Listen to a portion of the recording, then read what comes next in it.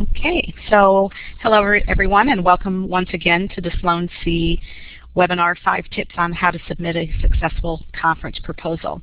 My name is Christine Hinckley. I'm the Director of Conference Services for the Sloan Consortium, and I welcome you on behalf of all of my colleagues here at Sloan C and Merlot. And during today's webinar, we have 5 presenters, each who will cover one of the 5 major tips on how to submit a successful conference proposal.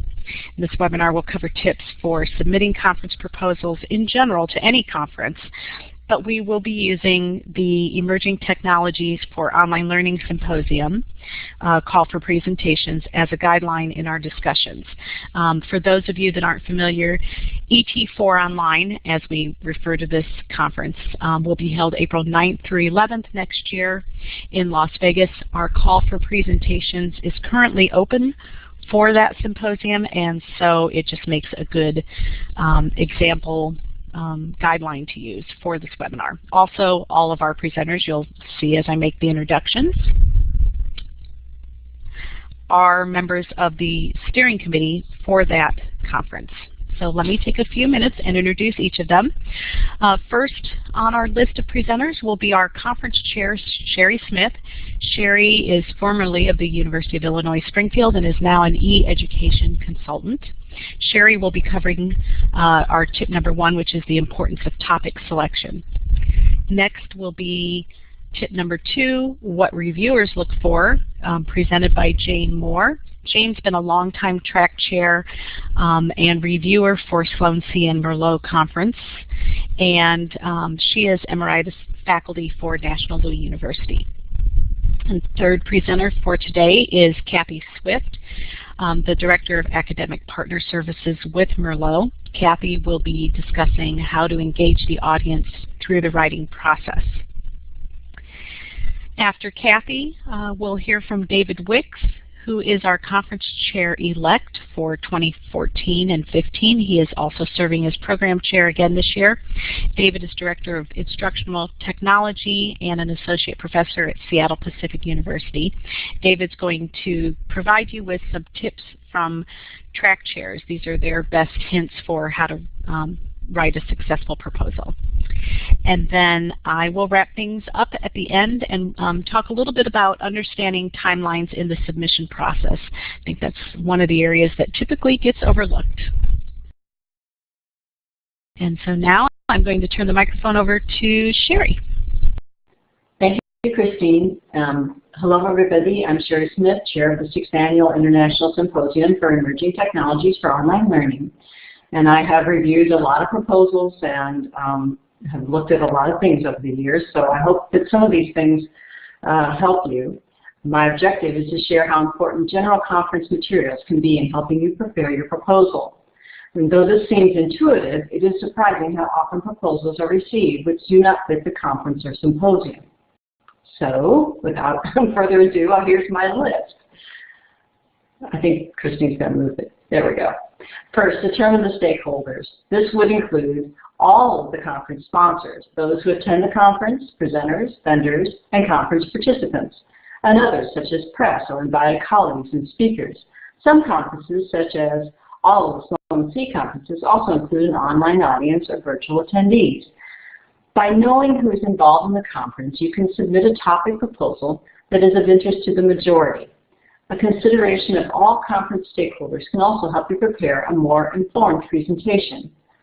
And generally, conference sponsors are leading particular aspects of education or learning, and knowing their roles can help you determine the topic of interest to the membership of the institutional sponsors. As an example, for ET4 Online, the conference is sponsored by 2 different institutions, Merlot and Sloan C.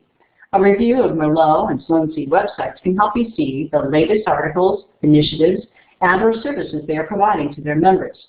This type of information can prove particularly helpful if you know you'd like to present, have a number of different topics, ideas, or research ideas you're exploring, and are looking for direction or ways to select a topic. Second, truly understand the title and mission of the conference. The title of a conference is key to the breadth of entries as well as a global view of what type of events and presentations the conference seeks. For ET4 Online, the symposium is international in scope and it's in its 6th year, Emerging Technologies for Online Learning. We're growing each year, have many returning participants, and always seek innovation and emerging ideas to hold true to our title. We also developed a new mission statement in 2012 designed to emphasize the innovation and invention that is the focus of the conference. Our mission statement is a conference devoted to the emerging and innovative uses of technology designed to improve teaching and learning online. The overwhelming message in both is new and innovative. At least that's what we hope. Fully review the RFP, or the call for proposal. The call for proposal or request for proposal is the single most important document available to you in constructing your proposal. Calls are changed from year to year based upon the feedback and suggestions of the conference stakeholders and planning committees. Sometimes I think people don't review the new RFP and kind of go off of the old RFP, and that's why sometimes the things that we're looking for are not there. So sometimes we make subtle changes in the call and the subtle changes are missed. Sometimes we don't make subtle changes. For example, this year our call included a bold statement on the topic of submissions we desire. It is ET for Online seeks submissions which emphasize evidence-based practice and the impact of topic tracks on teaching practices and student learning outcomes using a range of research methodologies: case study, longitudinal comparisons, within group comparisons, and quasi-experimental and rigorous approaches to the analysis of supporting data, quantitative and qualitative. And this is something that we're looking for because obviously data is one of the things that is very important in higher education and in education in general. It's on everybody's mind. And as a symposium with growing attendance and high interest, we feel it's critical to present topics which impact our participants' teaching practice, research, and academic objectives. I see a lot of things going on in the chat. Christine, you'll stop me if you can't hear me, right? I hope. I'm just assuming you guys can hear me.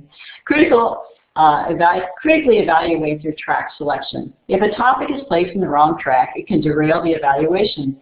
Each submission receives a number of reviews, and if your topic is in the wrong track, the review process might be foreshortened due to the time constraints, the number of times it must be reviewed. Will the track you selected be popular? If so, then maybe you would like to adjust your topic so that it could go to maybe a less popular topic or stand out in a topic area or track area where you know there's not going to be as many submissions. Will your topic be something that stands out in the track? If so, great. If you think it might not, then you might want to evaluate it. There's a lot of submissions, and you want to make sure that where you place your topic, it fits correctly in the track, and it also has some glamour, some way of making it stand out and sits above the rest. So you can kind of think about that as you submit, but don't put a topic in the wrong track because then it can get derailed. If a topic fits in 2 tracks, of course you have to describe it better so it fits one track or the other. Make the changes to make it fit the track and make sure that it actually is set up to do what the track has done. And Dave will tell you more about how carefully we select our words when we fill out a track. Review the previous conference or conferences. Looking back gives you a history of what has been of interest. It also helps you see where you might need to change or update your topic as it was given last year. In particular, distinguish differences in the call for proposal. This can be a guide as to how the planning team is shaping the conference around a theme or a goal. And there was a question. Are we taking questions now, or is this something I need to do? Sherry, why don't we, there's a couple questions here. So Carol, why don't you type your question into the chat window if you could. And I think that David has answered Javier's question. Do feel free to go ahead and type questions in or hold them until the end. Okay, thank you. I'm going to go ahead and hand the mic over to Jane Moore then. Hi, everyone. I'm Jane Moore, recently retired from National Louis University, but I've been a reviewer for both the Merlot and the joint conferences that Sloan and Merlot have put together, as well as a track chair, and I chaired the Merlot conference in 2009.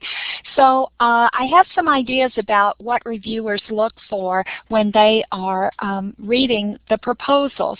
The first is something I think that all teachers look for, and that is clear grammatical writing. You want your writing to be clear, you want it to be concise, and to some degree you also want it to be clever so that it stands out among all the proposals. If you can use 10 words instead of 20, you're going to make the reviewers happier. We're not looking for long narratives. We just want to see what you intend to present and why we should select it.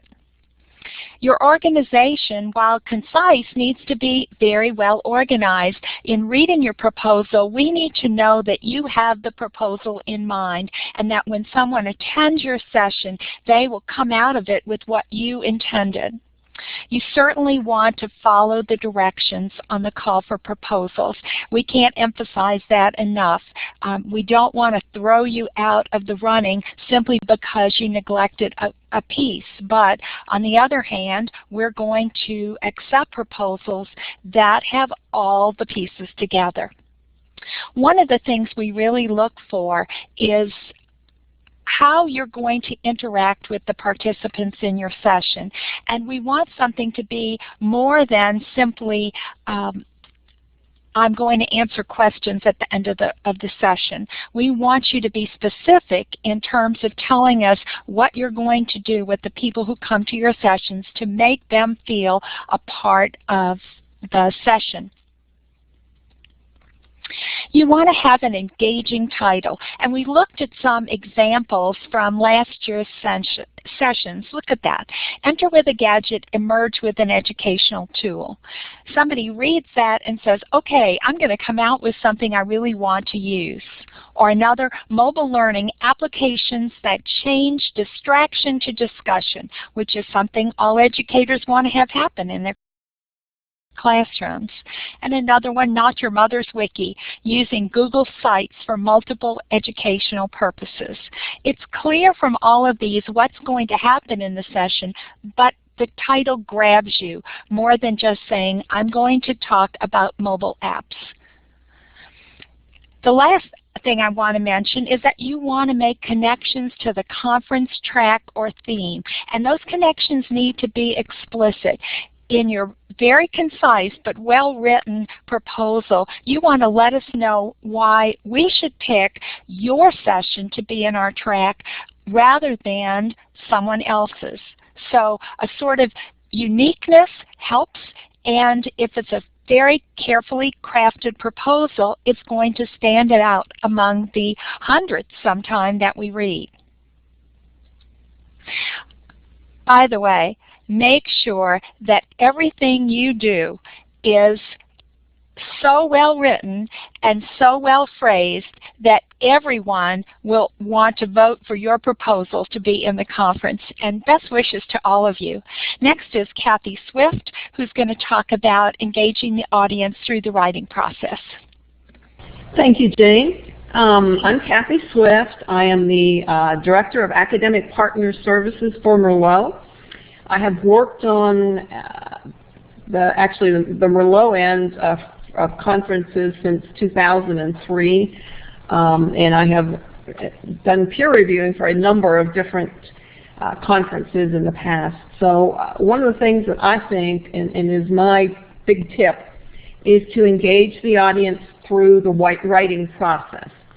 So let's look at some methods that you can use to engage the audience. And one thing you have to remember is that when you're writing a conference proposal, you actually have two different audiences.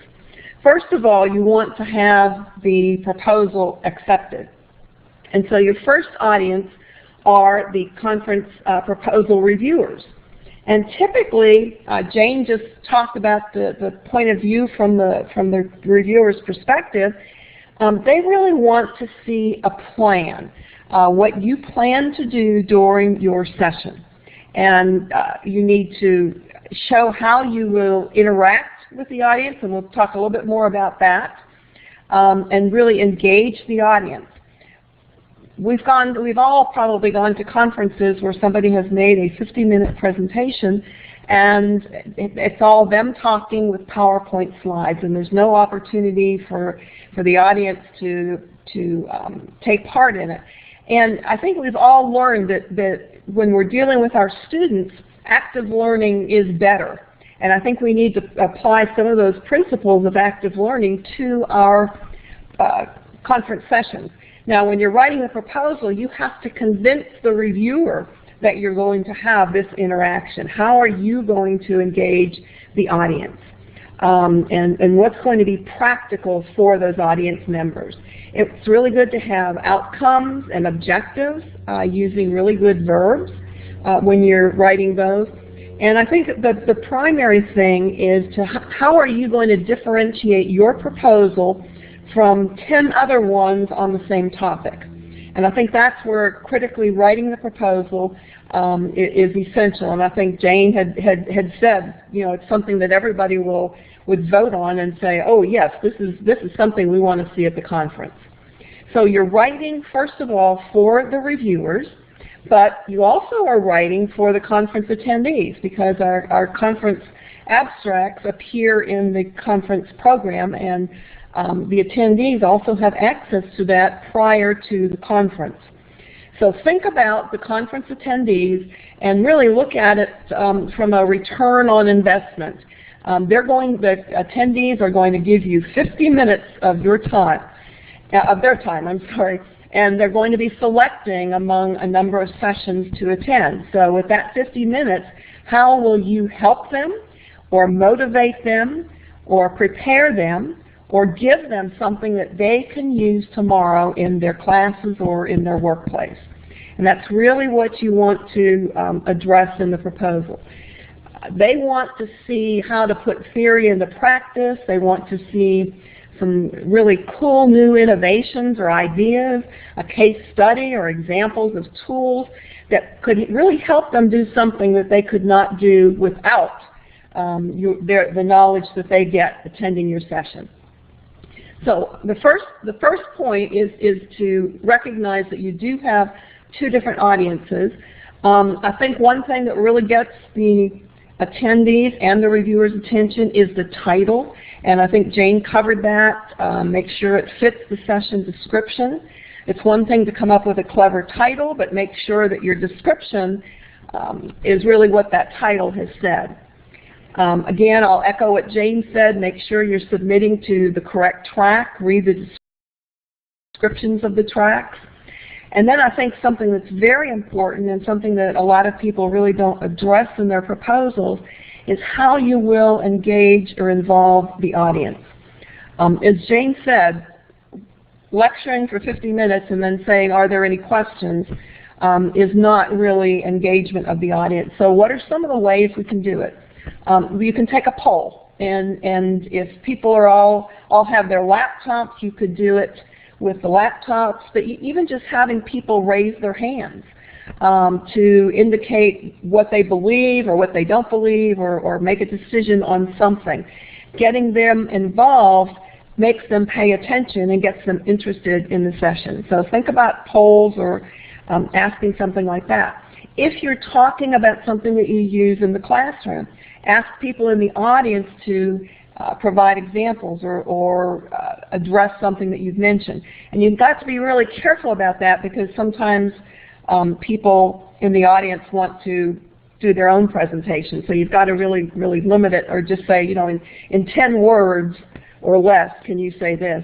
And you might also take a break of a minute or two, and have people pair off and share comments with each other.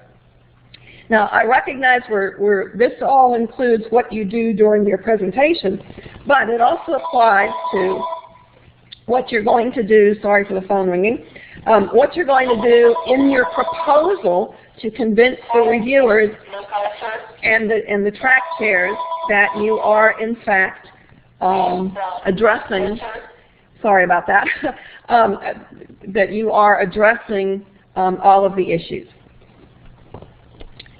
So my next point that I want to talk about is really an example. We asked Jeff Borden, who has actually received the Best in Track session, I think several times, to help us in thinking about how you really create a good abstract and a good proposal. And he had an abstract that was titled ARG, Creating Alternative Reality Games for the Classroom, and it did win a Best in Track session. Now I read that title and I think, wow, I don't even know what an alternative reality game would be, and that sounds interesting. It sounds like something new. Maybe I want to attend that.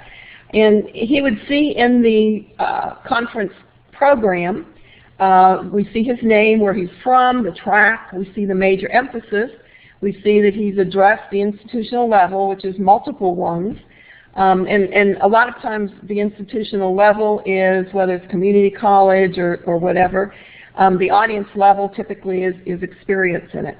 But I think even better than that, let's look at a proposal, and it's a very brief one that Jeff wrote. This is kind of color-coded, and I recognize the fact that in using good technology and good writing, you should not use a lot of colors online, but I think we use these colors to illustrate what he has written in his proposal.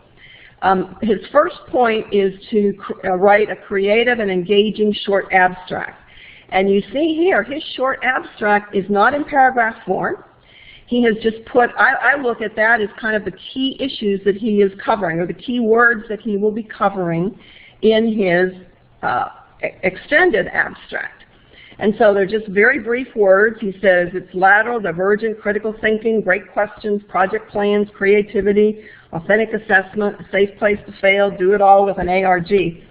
Not a lot of writing, but there are certainly active type words that people say, wow, this might sound interesting to me, or this does sound interesting to me.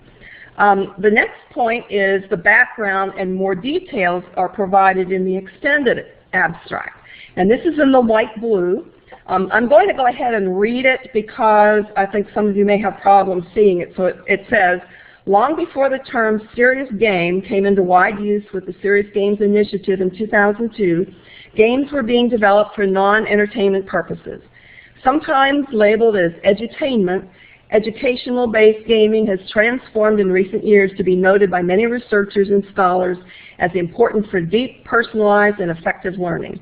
An alternative reality game is an interactive narrative that uses the real world as a platform, often involving multiple media and game elements, to tell a story that may be affected by participants' ideas or actions. And I think listening to that and thinking, well, that might be something I might want to try in my classroom. His third point is, what will they take away? And I think this is really important. Again, as a participant, I'm investing 50, maybe 45 minutes to 50 minutes of my time. What's going to be different for me? And so he answers the question, we're all going to play a game of educational clue, complete with objectives, outcomes, and various multimodal learning opportunities for all. As a reviewer, I would say, wow, at least he's doing something. They're going to play a game that will definitely capture the attendees' interest, and this might be something I might want to attend. His fourth point is, what will they take away, which is another critical issue for us. And in red, it says, by the time the session is through, participants will have begun crafting their own ARG, and again, this is an alternative reality game, for use with their students using tried and true technologies as well as a few new suggestions. Each instructor will have all of the necessary tools to create their own ARG.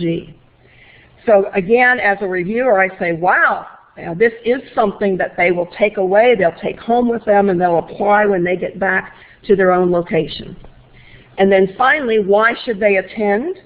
And he answers the question there, from objectives creation to construction to bridging learner to various tools. This session is a must for anyone wanting to take their course to the next level.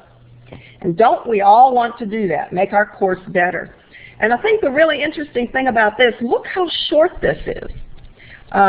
So many of us think we have to create this long paragraph and tell everybody what we're going to do, but Jeff has hit it very succinctly in just basically 2 paragraphs, has said what he's going to do.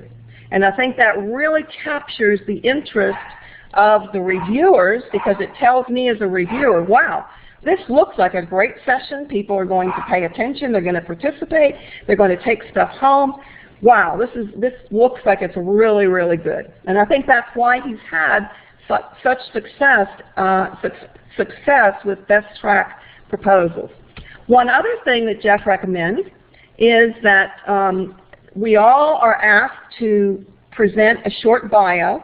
And many of you may be as guilty as me that I have a certain bio that I put in when anybody asks me for it. But look at Jeff's point. Why is this presenter qualified to present on this subject? A good detailed bio, including a link to a blog where they can learn more about the presenter. And that's exactly what he has created. If you see he talks about who he is, in the black print, and then it says, Jeff has assisted faculty, administrators, executives, and even politicians in conceptualizing and designing e-learning programs globally. He sounds like a pretty competent person to me, and I think I might like to attend a session offered by somebody like that. And then his final comment, to read Jeff's blog or get more information, check out, and he actually has a link to his blog. So this will be on the conference website. Prior to the conference, I can go, I can read Jeff's blog, I can be really prepared for it, I can say, wow, this is somebody I want to listen to. And I think that's what's really important. Again, it's not how long you write it, but it's certainly the type of succinct information that you include in your proposal that really helps get it accepted, first of all, for the conference, and then also attended well during the conference sessions. So now I'm going to introduce David Wicks, who will be providing the tip number 4. David? Thanks, Kathy. I'm David Wicks, Director of Instructional Technology at Seattle Pacific University and Chair-elect and Program Chair for the conference. And working with the track chairs, we came up with a list of tips for you. And we like to frame this as helping hand from the track chairs. So the track chairs want you to be successful in writing your proposals, and so they've shared some ideas. I'm going to post a link in the chat that is a Google Doc that I'm actually working from that you can take a look at and have access to after our session. So the first suggestion from the track chairs, and by the way, the track chairs are listed. I want to just quickly mention their names because these are people that are hardworking. And so we've got D. Christopher Brooks, John Robertson, Amy Collier, Jean Sewell, Jane Moore, and Jen Ross will be your track chairs. And so the first suggestion is that you, when planning your proposal, you want to help shape the attendees' understanding of learning. And so you really focus on taking a deep dive into learning. So you don't want to submit a proposal that just gives us a definition of the track title, but take it further, go deeper on that topic. The second is to be succinct and to the point. You can really start by paring down your proposal to just be 4 pieces, which are your objectives, your methods, your results, and your conclusion. And then fill in the pieces. Go back and read the CFP and see what else they're asking for, and you can include those items then. You want to, on the third point, make sure that you read the track descriptions carefully before you choose the one you want to submit to. Some of them have overlap, and so if you just pick the first one that seems to fit your topic, you may have missed out on the ability to be a star in your track rather than just being accepted. The fourth point is to look to tie goals, objectives, standards from the conference organizers into your proposal. So for example, Sloan C has 5 pillars for e-learning success, and those 5 pillars include learning effectiveness, scale, access, faculty satisfaction, and student satisfaction. So if you're able to use these terms in your proposal, that will draw the attention of reviewers and track chairs. The fifth point is to really ground your presentation, your proposal in the specifics of experience, data, and or underpinning theory. So you want to make sure that you don't leave out any difficulties or failures. Those are important to include. It doesn't do us any good if all we're hearing about is how your idea or your study was successful. We also need to know where improvements need to be made. And then finally, include best or promising practices in the proposal, as those will engage your audience. Make use of interaction, as has been mentioned already. Make that explicit in writing the proposal, so that others know that you're going to use a tool like Poll Everywhere, or you're bringing your own clickers, or you're going to ask people to get into small groups. So I think those are some great ideas, and I again encourage you to take a look at that Google Doc and refer to it as you're writing your proposal. And now I'm going to turn it back over to Christine. Thank you, David. And I'm going to cover the last tip, which, as I mentioned at the top of the webinar, I think is one of the most overlooked, and that is understanding the timelines involved in the submission process. And I'm going to use the Emerging Tech Symposium call for presentations as an example. I've posted the link to the CFP page on our conference website. And if you go to that link, what you're going to do is determine and follow the timelines. Don't expect that there will be a CFP deadline extension. I know on our part, Sloan C, we are really trying to get away from extending deadlines on conference submissions because the timelines are tight, and we are trying to get the program out and published to the general public as early as possible. So we've kind of been pushing back against extending these deadlines, and so it's important to understand the timelines.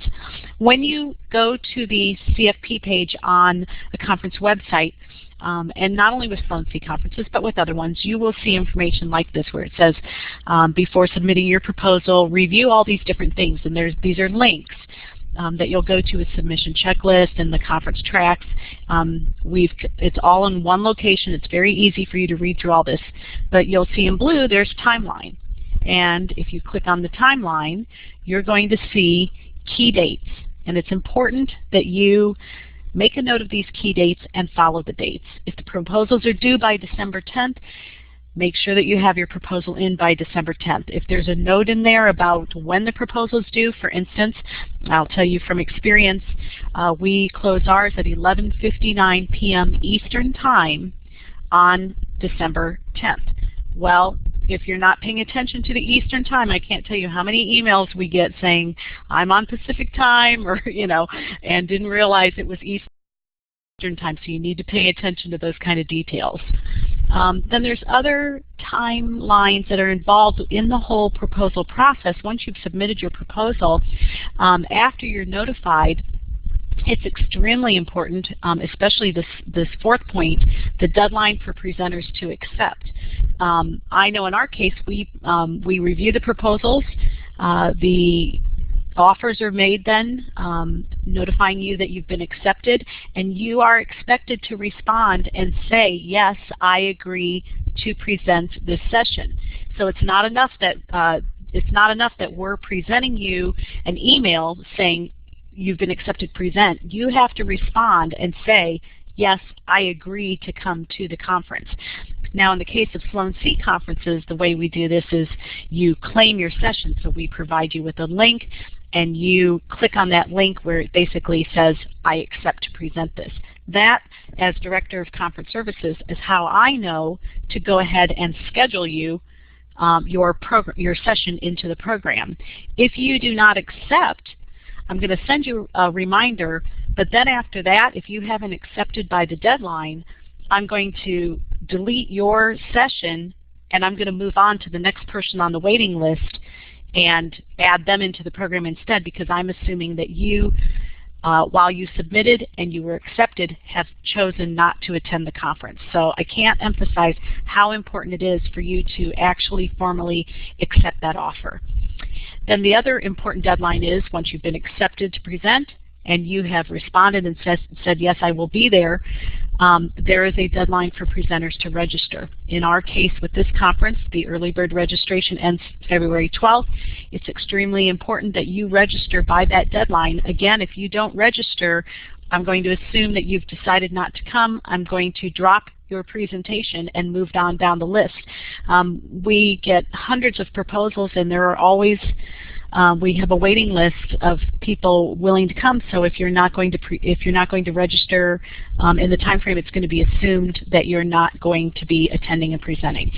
Obviously, we don't do this without sending you reminders, but you would make my life and yours easier if you just make a note of the deadlines and do follow them.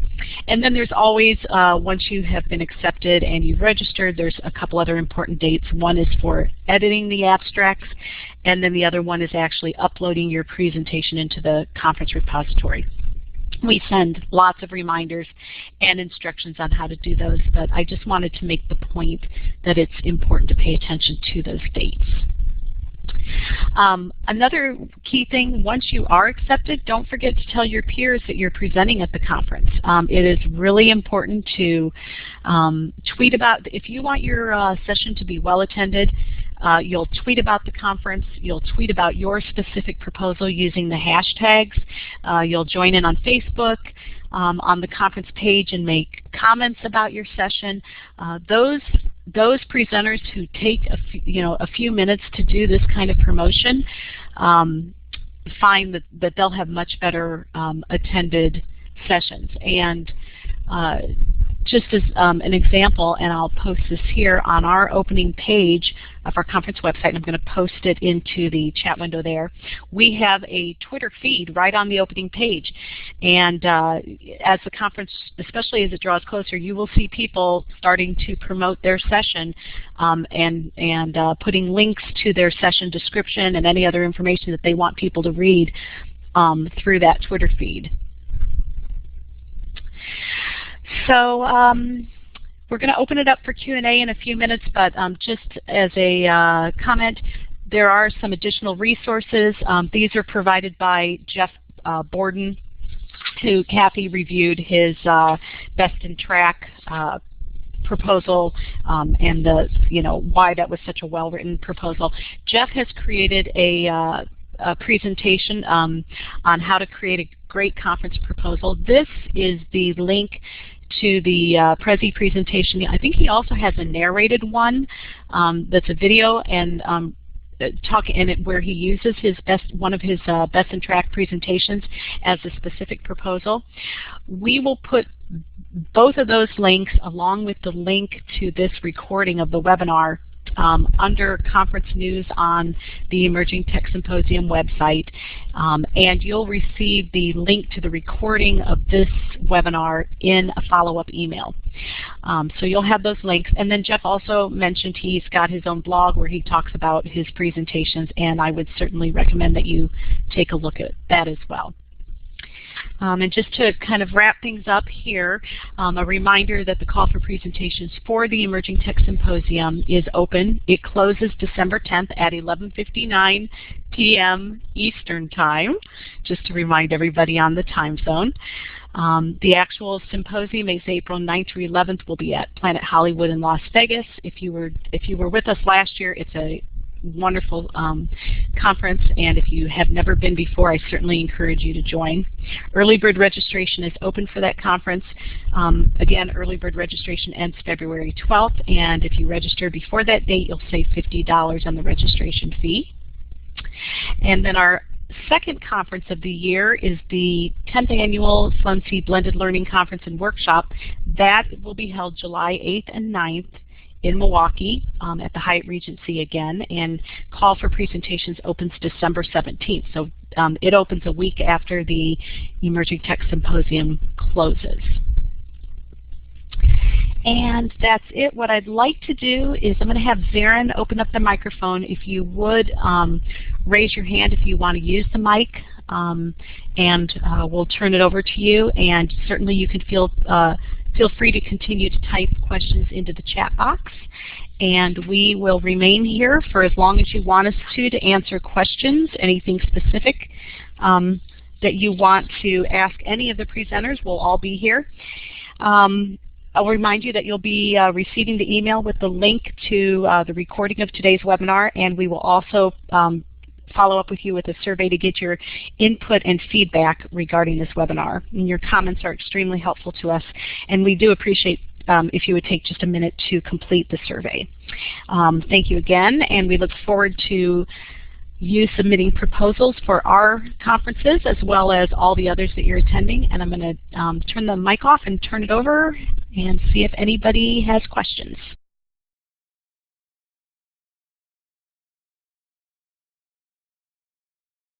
Brian, go ahead and take the mic. Okay, just testing out. Can you guys hear me?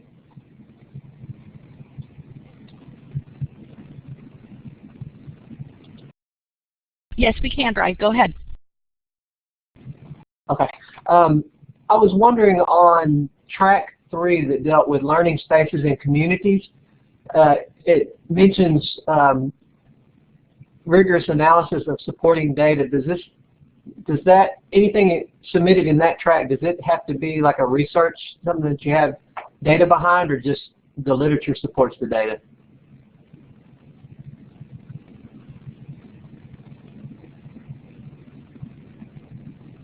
Brian, if you'll release the mic.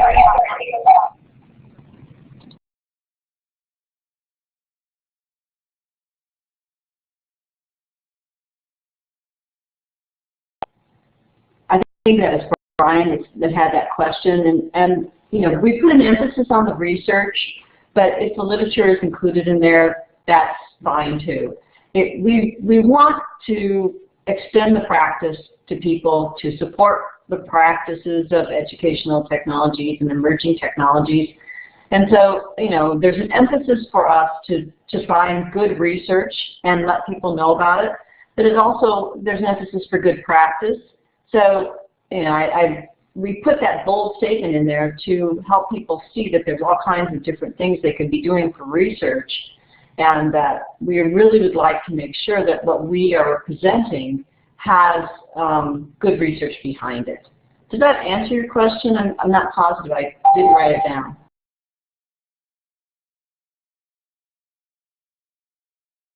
Yeah, yes, it does. Thank you very much.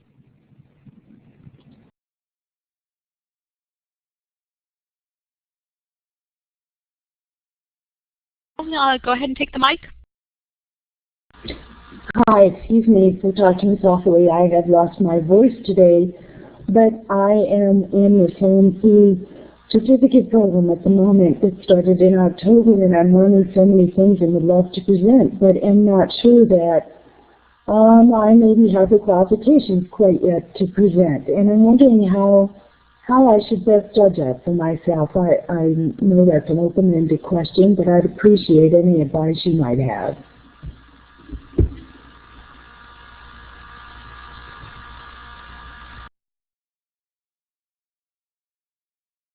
Christine had a good suggestion, which is perhaps to start out with a poster session. I think that that's a really good recommendation. The other thing that I did when I started out is I presented with my director, I presented in a group, I presented with a bunch of people. And sometimes if you're new to doing the presentations at a conference, that's really helpful. There's strength in numbers, and if you can find a mentor or someone at your institution who also goes to SLOAN-C or other conferences, and you can present information together, it's generally speaking a better conference presentation if there's two of you, and it can help you learn what to do. So it's a good way to maybe partner with someone, or if you're ready to do this on your own, a poster session is a really great way to see how the conference works and see what kinds of questions you get from the participants of a conference. It's great education. I want to address the poster session a little bit more for you, Carol. SLOAN-C, we have a unique way of doing our posters. We kind of got away from the paper posters a few years ago, and we've moved to electronic poster sessions. And there's a whole section on our presenter frequently asked questions page on conference websites where we talk and give examples of electronic posters. But the bottom line is it's a big room. There are numerous poster presentations going on at the same time. It's a 90-minute session, and people walk around the room and go from session to session, from poster presenter to presenter to presenter, and listen to what they're having to say and ask questions. It's a very interactive, one-on-one. I love the poster session. I think it's great, and I think it's overlooked a lot by presenters as a great way to communicate your message to attendees. And if you're new to it and you're nervous about standing up in front of a big group, it's kind of nice because it's a more interactive one-on-one. And basically what we recommend is that you create 5 slides that kind of cover your basic points that you're making, and then if somebody is talking with you and they really want to get into more detail, at that point then you can switch over on your laptop to perhaps a full PowerPoint or a website or more details that you want to give them. So the poster session may be a great way to dip your feet in the, or your toe in the water, so to speak. So I hope that helps.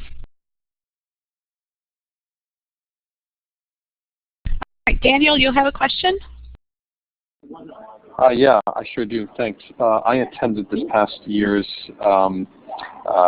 workshop symposium online, so virtually. And so on the subject of interactions between presenters and the audience member, I'm just curious how many folks attended last year's workshop virtually, and what advice, if any, you have for making presentations about online learning interesting for online learners.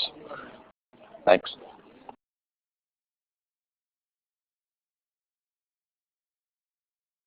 Christine, I'm not sure if you're going to address that or not. This is Sherry. I believe we had 171 online attendees, but I could have that number wrong.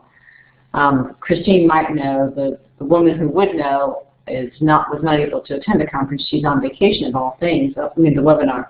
But I think it was close to that for online. And how it's hard as a presenter to remember you have an online audience. We try real hard to make sure that the people who are interacting with the online participants are seated in the front.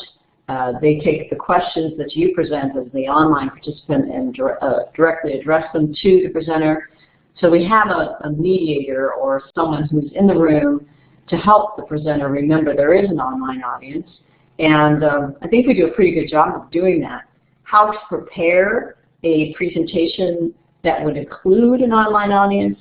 I just mentioned that in my presentation because I want people to realize there is this distinction between in-room and online for SLOAN-C conferences, and other conferences are headed that way. And if you have some topics, and I can't come up with a good example, but there are some topics where you would not be able to reach out and do a certain thing with the group of people that are face-to-face and online. And I wish I could come up with a great example of that, but I can't. But it is helpful to know that there is an online audience and that online audience is unknown to you. So facial expressions or the speed and pace of the presentation, those kinds of things are not being engaged. You can't really gauge that as well. So it's something to consider because you have this kind of big bunch of people that you're not seeing. And you might want to check with the online audience if you have a particularly technical aspect to make sure that everyone's followed you, because they may not, they may lurk more. So if you're trying to think about ways to engage that online audience more, a direct question about the technical aspects might help them, whereas if you're sitting in the audience, you can see the puzzled looks on people's faces in the audience. I guess that's a poor example, but that's one way of thinking about it, that there is two different audiences that you're addressing in those Sloan C conferences, and being cognizant of that fact as you present is kind of important. And it's something I think we're all being asked to do in our teaching as well as in our presenting. Great, thanks so much. I'll add just a couple notes to that. And one point is, for Sloan C conferences, our session chairs, those are the moderators that sit in the room and they're monitoring the live webcast. There's a certain number of sessions at each of our conferences that are live webcast to the virtual audience. Just to give you an example, for this conference, I think we live webcast about 60 sessions. And just looking at stats, I know at our fall conference that we just finished, we had 1,217 people attending the conference virtually, and we had 1,630 or somewhere around there on site. So the virtual audience is growing and growing and growing, as is our on-site audience, which makes it a challenge because you're presenting both to the people sitting in front of you in the room, and if you've been selected for to be one of the live webcast sessions, then you're also presenting to the virtual audience. The session chairs do go through training with us, and we work with them on how to involve that virtual audience, how to really draw questions out of them. They present to you on the virtual audience's behalf the questions that the virtual audience has. So you basically have a partner in your presentation helping you manage that virtual audience. So I hope that helps. For this particular conference, and for the Blended Learning Conference in July, we do have some workshops that are also live webcasts. So if you're submitting a workshop proposal, you know, keep that in mind too. And that's a unique issue as well, because you've got group work usually going on, and that's a challenge in itself. So hope that helps. And I think there's some other questions here.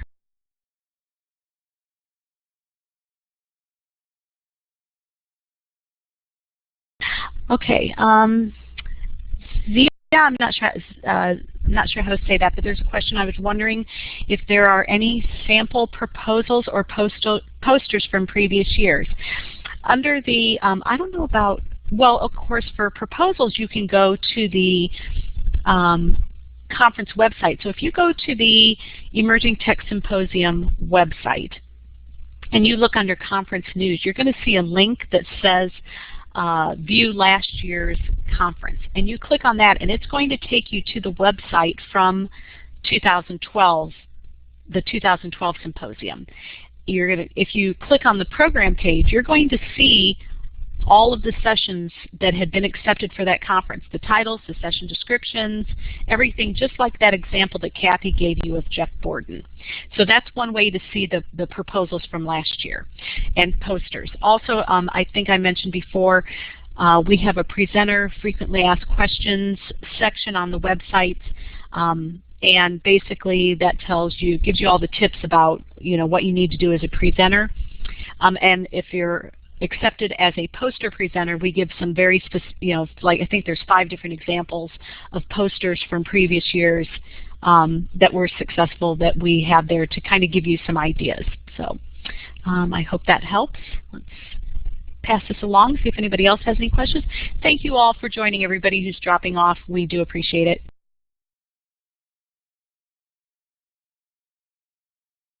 I just posted the link to in the chat window to for the ET4 symposium, to the presenter frequently asked questions link. So if you'll go to that, you'll get a lot of information on that. And we thank you all for being here again. I think a few of us can hang on here. If anybody else has questions, we'll just sit here for a few more minutes, and feel free to grab the mic or to type them in the chat window. And everybody have a great day.